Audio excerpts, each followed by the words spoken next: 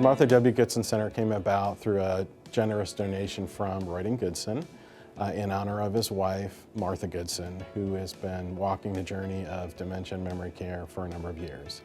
So through Royden's generous donations allows Riverside to expand the services provided to both patients and caregivers walking through their journey of dementia and memory care.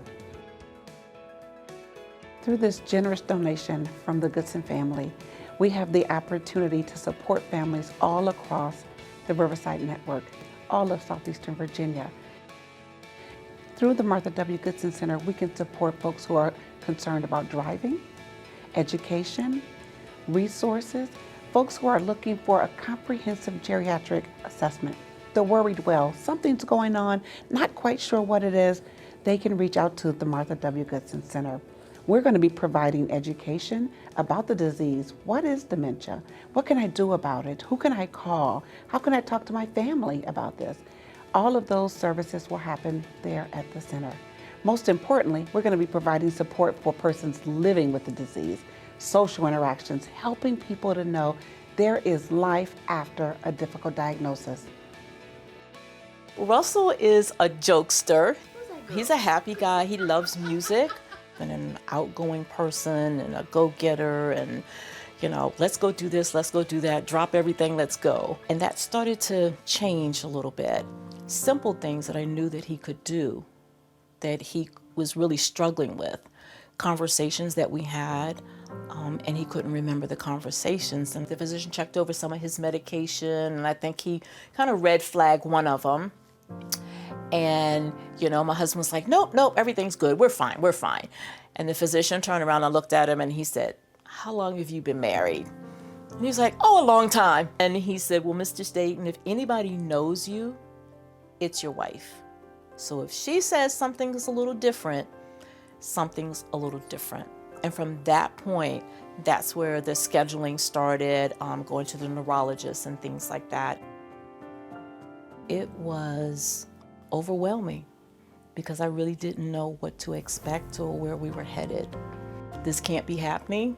We're in our senior years. We're supposed to be getting ready to move and travel and just do all different things. But then I decided I had to figure it out. I couldn't stay in that sadness. I had to figure it out. Then I decided, working with the memory clinic and the professionals, that they could help us through this process. There is a real connection with the physician that we have, the primary care. I can call him on the phone, I can send him a text through, Riverside, and he's always responsive. And if he thinks it's really serious, he'll call me. The Memory Cafe was first and foremost. There was this camaraderie for him, for myself, but then for the two of us together as a couple. And it gave him an opportunity to be with people that were like him. And I knew that he was safe, and I could go and sit down with the caregivers and we could talk and share. And I think through going through the classes, that's one of the things that I had to understand. I had to pay attention to the body language. That's your niece. Sometimes he may not be able to communicate or get those words out. So I have to figure out a way, so whether it's a touch or identifying something in the room, or you know what, let's just sit down and we'll figure it out later. The Martha W. Goodson Center is something that warms my heart.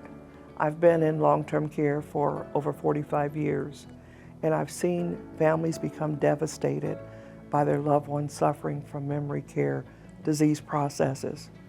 Over the years, we've been fortunate enough to get more research done to help us to understand the process from a clinical perspective. However, the Martha W. Goodson Center will provide to our community a full comprehensive scope of services that will help them to not only understand the process better, but will also be able to provide them with the support and care that they need as caregivers to continue to take the best possible care of their loved ones.